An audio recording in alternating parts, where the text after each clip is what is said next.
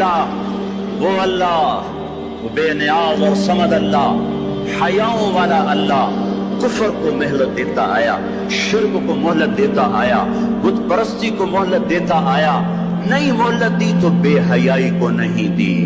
جب قومیں بے حیا ہوئی اور ناچ گانا عزت بن گیا، زنا فیشن بن گیا، عورتیں کپڑوں سے باہر آ گئیں، مرد آوارہ ہو گئے، تو پھر اللہ نے زمین کو ہلایا۔ اللہ نے بے حیاؤں کو مہلت ہمیشہ تھوڑی دی ہے۔ مشرق اور مغرب کے سر سے حیا کی چادر اتر چکی ہے، ان کی تو اتر گئی تھی، وہ ہماری بھی اتارنے کے چکر میں ہیں۔ ان کی تو اتر گئی تھی، وہ ہماری بھی اتارنے کے چکر میں ہیں۔ اور جس دن اللہ کا نظام چلے گا اور اسے کوئی روک سکتا ہے؟ أَأَمِنْتُمْ مَنْ فِي السَّمَاءِ أَنْ يَخْسِفَ بِكُمُ الْأَرْضَ فَإِذَا هِيَ تَمُورُ، تمہیں کھڑوں کو زمین میں دھنسا دوں، اپنے اللہ کو روک لوگے؟ أَأَمِنْتُمْ مَنْ فِي السَّمَاءِ أَنْ يُرْسِلَ عَلَيْكُمْ حَاصِبًا فَسَتَعْلَمُونَ كَيْفَ نَذِيرٌ، تمہارے اوپر پتھر برسا دوں تو اپنے رب کو روک لوگے؟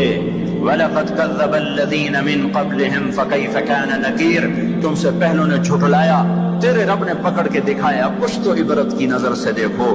موہنجو داڑو چلو بہت دور ہے، ٹیکسلا کیوں نہیں چلے جاتے ہو؟ یہ گندھارا کی تہذیب پہ کیوں نہیں کھڑے ہو کہ تم غور کرتے ہو؟ ان کے ٹوٹے مکان، ان کی دفن شدہ تہذیبیں اور ان کے ویران حویلیاں، موہنجو داڑو کی تہذیب، ہڑپا کی تہذیب، یہ تو میرے دیش کے اندر ہے، مجھے باہر نہیں جانا پڑے گا، مجھے روم کے کھنڈر دیکھنے کے لیے اٹلی جانے کی ضرورت نہیں ہے، اردن جانے کی، ترکی جانے کی ضرورت نہیں ہے، یہی کھنڈر بتا رہے ہیں۔ میں بھی کبھی کسی کا سر پر غرور تھا۔ یہ اللہ نے تہذیبوں کو کھنڈر کب بنایا؟ نافرمان ہوئے۔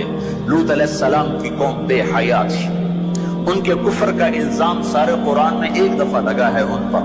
جب بھی نبی کہتا تھا تم غلطی کرتے ہو تو اور انبیاء ان پر کفر کا تم اللہ کا انکار کرتے ہو، تم کیوں اللہ کا انکار کرتے ہو؟ لوط علیہ السلام کو لوط علیہ السلام نے اللہ نے صرف ایک دفعہ کہا کہ یہ کفر کرتے ہیں، باقی ہر دفعہ جتنی دفعہ اللہ نے ان پر لعنت کی تو کہا تم کیسے بے حیا ہو، یہ تم کیا کام کرتے ہو، تم کیسے بے حیا ہو، تم مردوں سے شہوت پوری کرتے ہو۔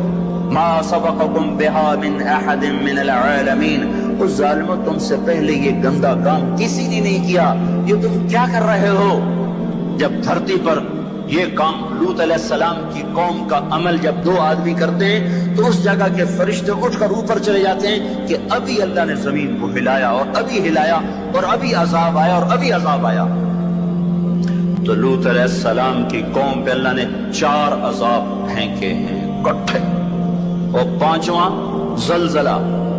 پہلے آیا زلزلہ، پھر آئی فرشتے کی چیخ، پھر اوپر پڑی پتھروں کی بارش، پھر ان کے چہرے، ان کی آنکھیں گئی دھسا دی گئی، اور پھر ان کو اللہ نے یوں اٹھایا اور پلٹا کے یوں مارا۔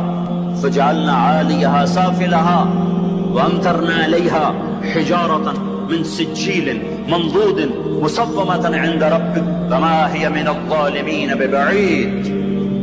اور عجیب بات بتاؤں، پتھروں پہ نام لکھے تھے، یہ پتھر فلاں خبیث کے سر پہ پڑے گا، یہ فلاں بدبخت کے سر پر پڑے گا۔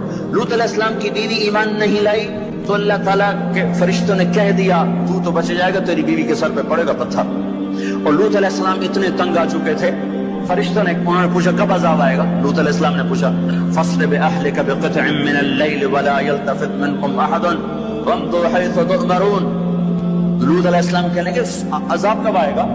تو فرشتوں نے کہا ان موعدہم الصبح، ابھی نہیں، ان موعدہم الصبح، جب صبح کا چاندنا ہوگا تو ان پر عذاب آئے گا۔ لوط علیہ السلام اتنے تنگ آ چکے تھے، کہنے لگے نہیں نہیں نہیں نہیں، صبح بڑی دور ہے، ابھی لاؤ ابھی لاؤ۔ تو جواب میں فرشتوں نے کہا الیس الصبح بقریب، صبح بھی تو قریب ہی ہے، الیس الصبح بقریب ان موعدہم الصبح الیس الصبح بقریب، یہ قرآن کی آیت ہے۔ فرشتوں نے کہا بس 3-4 گھنٹے کی بات ہے، نکلو۔ فلما اتاها امرنا، پھر اللہ کا امر آیا، کہاں ہے اللہ؟ کیا ہمارا کیا پڑھے لکھا دور ہے، سائنس کا دور ہے، ترقی کا دور ہے، پلیٹیں ہلتی ہیں، اللہ ویلا بیٹھا ہوا ہے۔ ہاں ہاں واپس آؤ، واپس آؤ۔ عقل کی پرستش نے یونان کو کیا دیا؟ رب کی پرستش نے دیا جو بھی دیا۔ اللہ اس کے رسول کی غلامی سے سہرے بندے ہیں، جس کے بھی بندے ہیں، وہی عزت کی سیڑھیوں پر چڑھا ہے جس نے اللہ رسول کے غلامی کا دم بھرا ہے، جس نے ان کی چوکٹ کو چوما ہے، وہی دنیا اور آخرت میں سرخرو ہوا ہے۔ بے حیا معاشرہ ٹوٹ جاتا ہے اور بے حیائی ننگی ہو کے ناچ رہی ہے۔ کیا حیرت کی بات ہے کہ ننگے ناچ سکرین پہ دکھائے جا رہے ہیں اور دیکھنے والے مزے سے بیٹھے دیکھ رہے ہیں، تو کیا میرے اللہ کو غیرت نہ آئے گی؟ میں یہ لوط علیہ السلام کی قوم کے علاقے میں پھرا ہوں، 300 میل کا علاقہ ہے، اور آج کل اس کو کہتے ہیں، پوری پٹی پہ پھرا ہوں۔ وہ سارا پہاڑی علاقہ ہے، اسلام آباد کے پہاڑوں میں سب بڑے چھوٹے چھوٹے خوبصورت پہاڑ، چلتے چلتے ایک دم بیچ میں نشیب آتا ہے اور یوں زمین 300 میل تک بیٹھی ہوئی نظر آتی ہے۔ عربی زبان میں بیٹھی چیز کو غور کہتے ہیں۔ یہ زمین کیسے بیٹھ گئی؟ جب لوط علیہ السلام کی بستی کو اٹھایا اور اٹھا کر اوپر سے زمین پر مارا، تو وزنی چیز جب زمین پر گرتی ہے تو دائیں بائیں زمین نیچے بیٹھ جاتی ہے۔ اس طاقت سے وہ بستی زمین پر گری کہ 300 میل تک ساری زمین بیٹھ گئی۔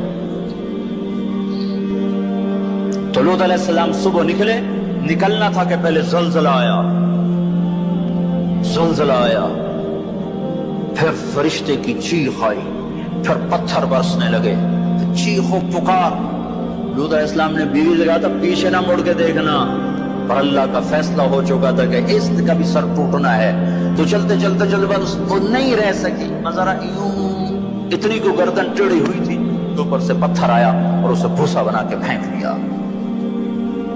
تو میرے بھائیو، ہم سب خطرے کی لپیٹ میں ہیں، باری لگ چکی ہے، نمبر بنمبر، نوبت بنوبت یہ ہوگا۔ یا لوگ توبہ کریں گے یا اللہ کی نشانیاں کھل کے آئیں گی۔ جب یہ ہوگا، جب میری امت گانے بجانے کو جو قومیں گانے بجانے میں ڈوبتی ہیں وہ ہلاک ہو جاتی۔ چلو میں کہتا ہوں وہ جو قرآن بھی پرانی کتاب اور حدیثیں بھی پتہ نہیں ہیں کہ نہیں ہیں۔ کتنا ایک طبقہ ہے جاہلوں کا جو یہ بھی کہتا ہے، وہ اقبال کو تم مان لو تمہارا شاعر مشرق ہے، حکیم الامت کا لقب پایا ہے۔ 1996 میں انڈونیشیا جماعت میں گیا تھا تو وہاں کا جنرل حبیبی تھا مسلمانوں کا لیڈر، اس سے ملاقات پر اس نے کہا کہ آپ کے شاعر اقبال کی پوئٹری کو ہم نے اپنی زبان میں ٹرانسلیٹ کر کے اپنے نوجوانوں میں جذبہ پیدا کیا۔ میں نے کہا ہماری قوم تو اس کی قدر نہ کر سکی، 100 سمندر پار کی قوم اس کی شاعری سے انقلاب لے آئے۔ کوئی انہیں گانوں سے ہی فرصت کوئی نہیں۔ تو اقبال نے کیا کہا تھا؟ تجھ کو بتاتا ہوں کہ تقدیر امم کیا ہے، تمہیں بتاؤں میں قوموں کے عروج و زوال کی کہانی۔ شمشیر و ثنا اول، طاؤس و رباب آخر۔ جب وہ اٹھتی ہیں عزت کے زینوں پر تو نیزوں کی کھڑکھڑاہٹ اور تیروں کی سنسناہٹ اور تلواروں کی جھنکار ان کا نغمہ ہوتا ہے، اور جب وہ ذلت کے گڑھوں میں گرتی ہیں اور بستیوں میں گرتی ہیں تو پھر تانسین ان کا بڑا آدمی بن جاتا ہے، پھر تانسین کے قصیدے پڑھے جاتے ہیں، پھر گلوکاروں کو فنکار بنایا جاتا ہے، پھر ناچنے والیوں کو فنکارہ بنایا جاتا ہے۔ ہائے ہائے ہائے ہائے، 6 لاکھ کو کیا جواب دو گے؟ پاکستان کے عوام کے کو 3 ہستیوں کا سامنا ہے، ساری دنیا کو 2 کا سامنا، ایک اللہ کا ایک اس کے رسول کا۔ پاکستان والوں کو 3 کا سامنا ہے، ایک اللہ کا، ایک اس کے رسول کا، اور ایک ان 6 لاکھ کا جن کی ہڈیوں پر اس ملک کو تعمیر کیا گیا۔ وہ معصوم بچے جو درختوں سے لٹکا کر سینے کے پار کیل کر دیے گئے، وہ عزت مآب بیٹیاں جو خاک و خون میں لوٹا دی گئیں، وہ نوجوان اور بوڑھے جن کی لاشوں سے ٹرینیں بھر بھر کر لاہور کے اسٹیشن پر آتی تھی۔ ہاں، میں تو مہاجر نہیں ہوں، لوکل آدمی ہوں، لوکل ذمہ دار کا بیٹا ہوں۔ میرے ابا کا ایک مہاجر دوست تھا، اس کی ایک دفعہ وہ کہانی سنا رہا تھا میرے باپ کو، میں بیٹھا سن رہا تھا ہمارے ڈیرے پر جالندھر سے بھاگا کمیاں صاحب سارا ہی خاندان کٹوا کے نکلا.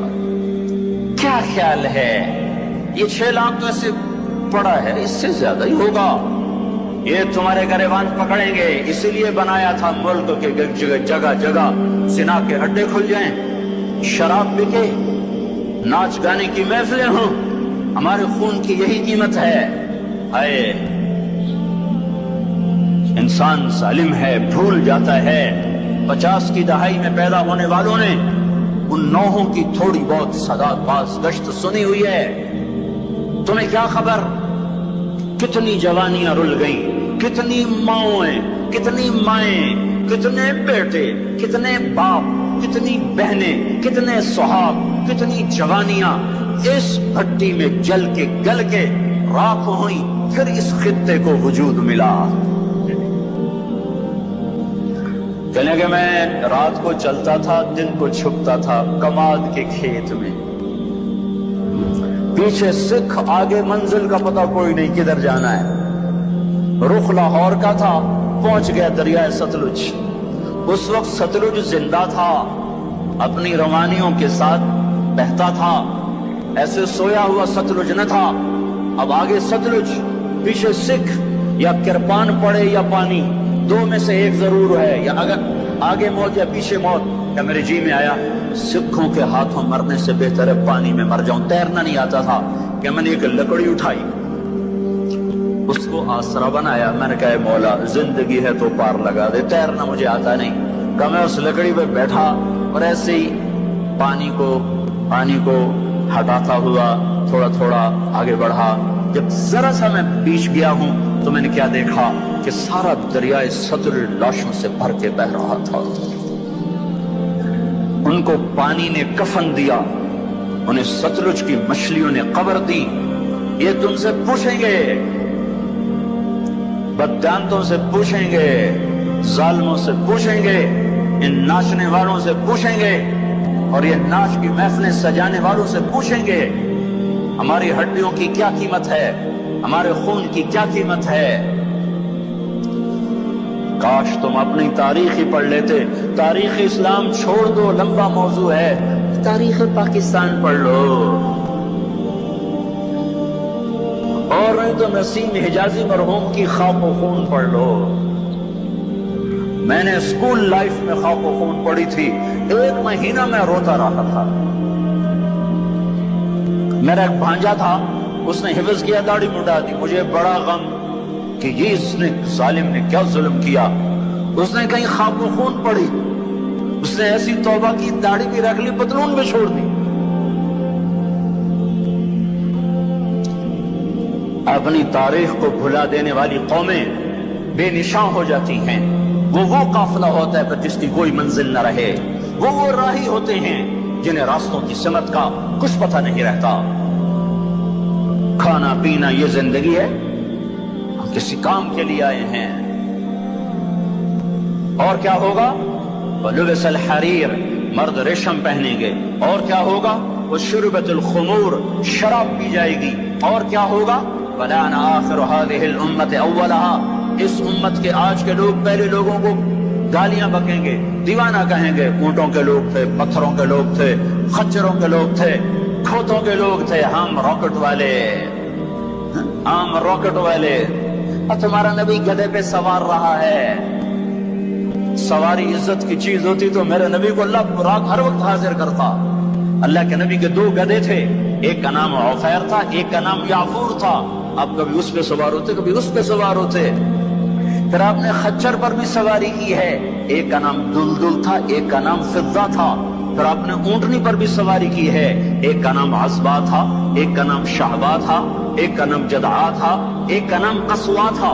پھر آپ نے ایک اونٹ پر بھی سواری کی ہے، اس کا نام عسکر تھا. پھر آپ نے امت کے مالداروں کو بھی گنجائش دے دی. آپ نے گھوڑوں پر بھی سواری کی ہے، وہ چھوٹے موٹے گھوڑے بڑے عالی شان. ایک گھوڑے کا نام ورد تھا، ایک کا نام یعصوب تھا، ایک کا نام یعقوب تھا، ایک کا نام مرتجل تھا، ایک کا نام سکب تھا، ایک کا نام سبحہ تھا، ایک کا نام لزاز تھا، ایک کا نام طراز تھا. یہ سارے حسین گھوڑے تھے جن پر آپ نے کبھی کبھی سواری فرمائی کہ اگر میری امت کا کوئی مالدار اچھی سواری رکھنا چاہے تو میں گنجائش دیتا جاؤں کہ میں صرف غریبوں کا نبی نہیں ہوں، مالداروں کا بھی نبی ہوں۔ یہ جب سب کچھ ہوگا، میں ساری کو ایک دفعہ دوبارہ دہراتا ہوں، عزت تو خزل فیعد ولا، جب حکومت کے کارندے بددیانت ہو جائیں گے، خزانہ خود لوٹ لیں گے، والامانت مغنما، عوام بھی بددیانت ہو جائیں گے، امانت کھا جائیں گے، والزکاۃ مغرما، زکات دینے والے زکات دینا چھوڑ دیں گے، وتعلم لغیر الدین، علم دین دنیا کمانے کے لیے ہوگا، واطاع الرجل زوجته، لوگ بیویوں کے فرما بردار، واقع امہ، ماؤں کے نافرمان، وادنا صدیقہ، دوست کا استقبال، واقصى اباہ، باپ کو ذلیل و خوار کریں گے، وصاد القبیلۃ فاسقون، قبیلے کا سردار فاسق، وکان رئیس القوم ارذلهم، حکومت نااہل انسانوں کے ہاتھ میں، واکرم الرجل مخافۃ شرہ، ایک دوسرے کو سلام کریں گے بیچ میں نفرتیں چھپا کر، اور ظہرت وارتفعت الاصوات فی المساجد، اور مسجدوں میں لڑائیاں شروع ہو جائیں گی، وظہرت القینات والمعازف، گانا بجانا عام ہوگا، گانے والیاں محترم ہوں گی، ولبس الحریر، اور ریشم پہنا جائے گا، وشربت الخمور، اور شراب پی جائے گی، ولان آخر هذه الامة اولها، آج کے لوگ پچھلے لوگوں کو برا بھلا کہیں گے۔ جب یہ سب کچھ ہوگا تو پھر کچھ اور بھی ہوگا، وہ کیا ہوگا؟ فَلْيَرْتَكِبُوا عِنْدَ ذَلِكَ رِيحًا حَمْرَاء وَزَلْزَلَةً وَخَسْفًا وَقَذْفًا وَآيَاتٍ مُتَتَابِعَاتٍ، تو پھر میری امت انتظار کرے، ان پر ہوائیں پاگل بن کے چھپے گی، ہواؤں کا رنگ سرخ ہو جائے گا، زمین زلزلوں پہ آ جائے گی، زمین میں دھسا دیے جائیں گے، پتھر برسا دیے جائیں گے، اور اوپر نیچے عذاب کے دہانے کھل جائیں گے۔ جب تک توبہ نہ ہوگی یہ راستہ بند نہ ہوگا، یہ پکڑ بند نہ ہوگی۔ میرے بھائیوں، آپ سب کی میں منت کرتا ہوں، ہاتھ جوڑتا ہوں، اور اعتکاف والوں کا شکر گزار ہوں کہ انہوں نے اللہ کے غصے کو ٹھنڈا کرنے والا کام کیا۔ آپ سب سے بھی کہتا ہوں کہ ہم سب اللہ کے دربار میں جھک کر توبہ کریں۔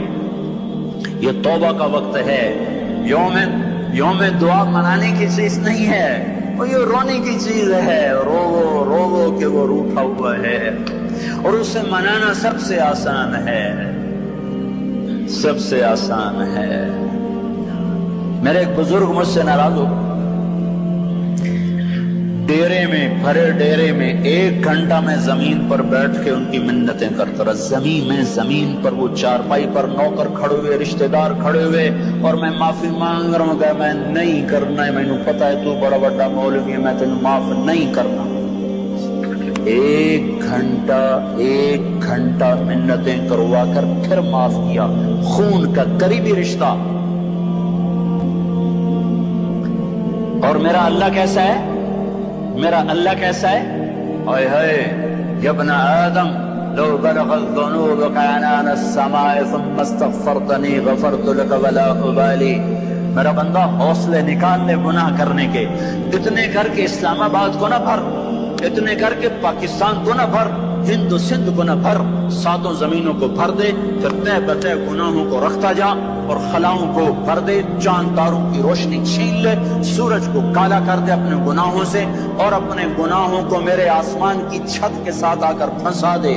اتنے گناہ کرنے کے بعد تو نے 1 دفعہ اگر کہہ دیا یا اللہ معاف کر دے تو میں سارے معاف کر دوں گا، ولا ابالی، کوئی ہے مجھے پوچھنے والا؟